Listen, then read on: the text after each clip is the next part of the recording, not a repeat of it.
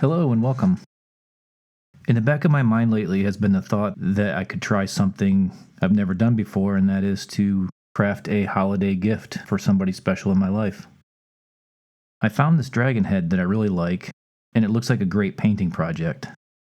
This should be fun. Let's get to work.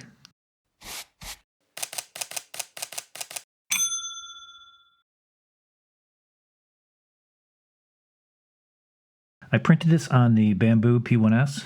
It came out okay. Not perfect, but okay. I went with auto supports in the slicing software, and it missed a little bit of support. So I've got a little bit of damage and some cleanup to deal with, but that's okay.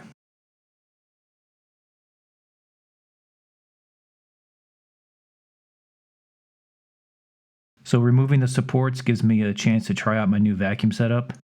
Pretty sweet. Seems to work pretty well. If anyone wants a short video on this simple vacuum setup, how I made the decisions I made with it, and what I was looking for, let me know. I'd be happy to put a video together explaining what I did. And I promise it'll be short.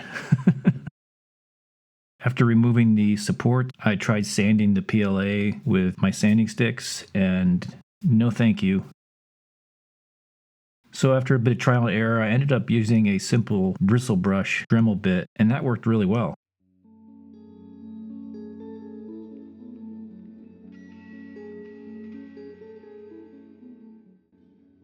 There are a few tiny spots where the printing layers popped out and created little holes. So I'll touch those up with a bit of Magic Sculpt. And where the supports failed on one of the rear horns, I'll just fix that with Magic Sculpt as well.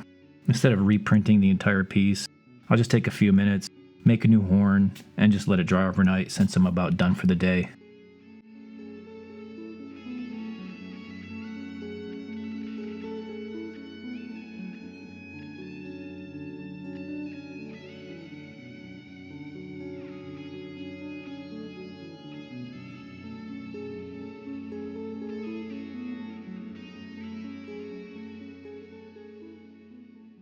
After the Magic Sculpt was dry, did a bit of cleanup and got it to a decent state. I went ahead and primed with Mr. Surfacer 1000. I went with the mahogany color because the gray I have is almost identical to the gray print. Next time, print in a different color than the primer you have. Noted. This primer is amazing, but like I've said in my Hammerhead video, it's solvent-based, so you need really good ventilation, and a respirator is a must with this. My thoughts are to try and paint a fire dragon where the white is the hottest temperature, and then working my way out. So with white being the hottest, then it'll be yellow, then working my way out to orange, and then the furthest bits away would work into red and even a darker red. We'll see how that goes. So knowing I was going to use the reds and the orange and the yellows, this primer's pretty dark. So I ended up using a base coat of white and ended up using 2 coats to get that bright white that I was looking for.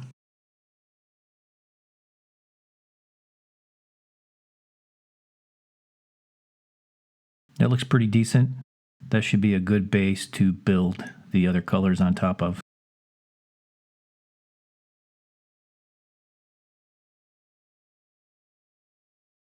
After the white is done, the first color will be yellow. For this, I'm using AK Interactive Radiant Yellow. This will be the first layer adjacent to the white hot core.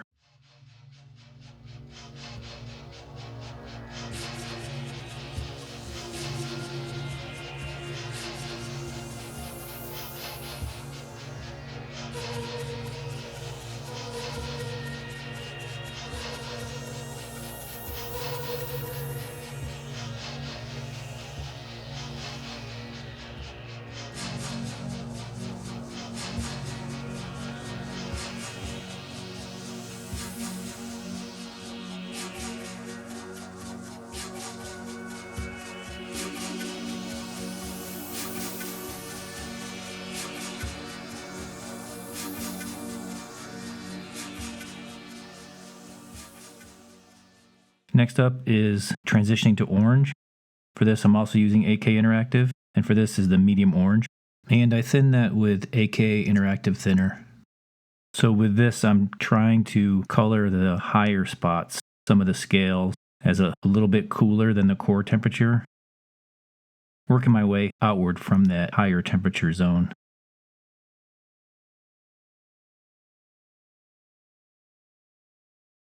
So in addition to this project being about a gift, I also have secondary goals of playing with colors in a unique way that I haven't done before. Just trying to branch out and try new things. Sometimes it's a hit, sometimes it's a miss, but try and learn type of methodology. And also, I really need some practice with the airbrush. I have a couple of bad habits. The first one is I shake the airbrush. I don't know why, but I do. I don't even realize I'm doing it until I go back and edit the video. I need to quit that.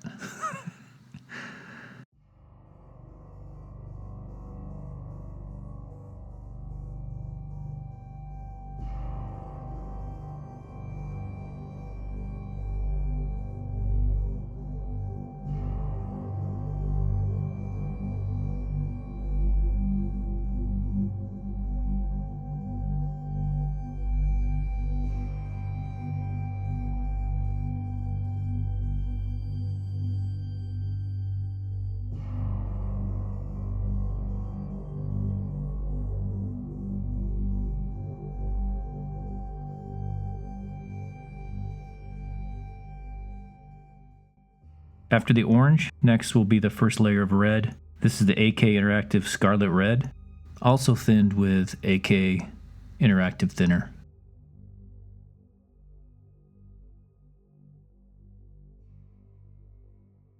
The other habit I really want to get out of is when I engage the airbrush, I just push down and pull back at the same time. I need to push down to turn the air on and pull back on the airbrush.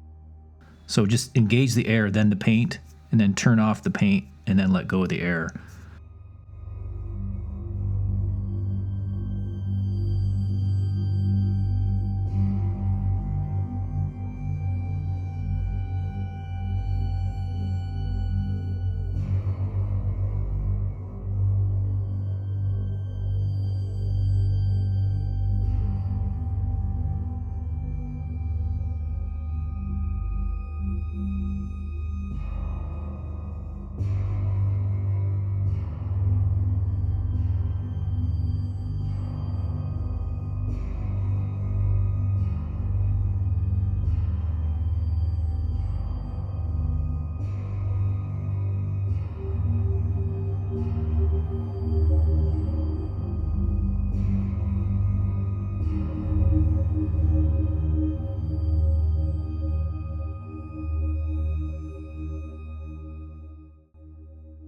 For the second layer of red, I'm going with Vallejo's Fire Red. For the Vallejo paints, I'm using Vallejo's Thinner, a reducer, as well as a wetting agent. If I'm doing a wash with the Vallejo, it really helps with a wetting agent. You don't get those water lines when it dries. So I just use the same bottle with this mixture, whether I'm using airbrush or brush. So Vallejo Thinner, reducer, and the golden wetting agent.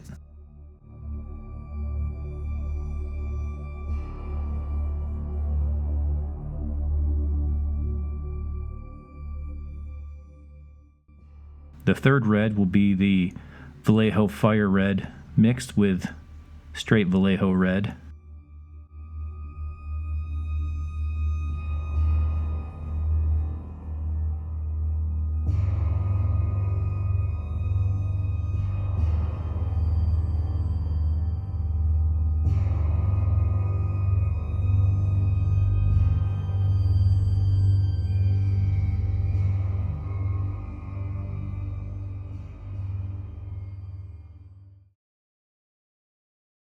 For my final red, it's that same previous mix, but with a little bit of the Vallejo dark flesh tone.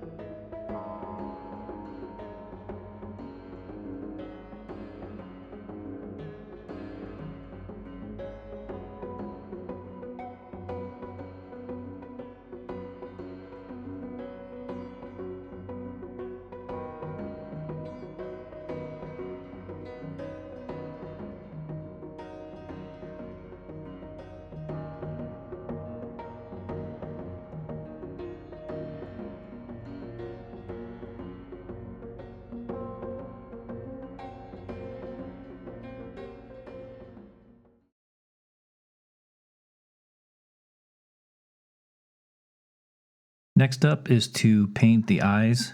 Since this dragon is white hot in the core, I'm just going to go with white hot eyes. Pretty simple, but it goes with the white hot theme.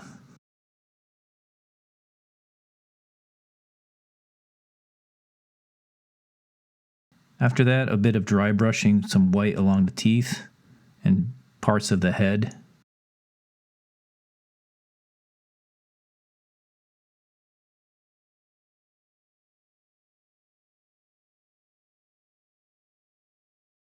And finally add a bit of Vallejo Fire Red as a wash along the teeth.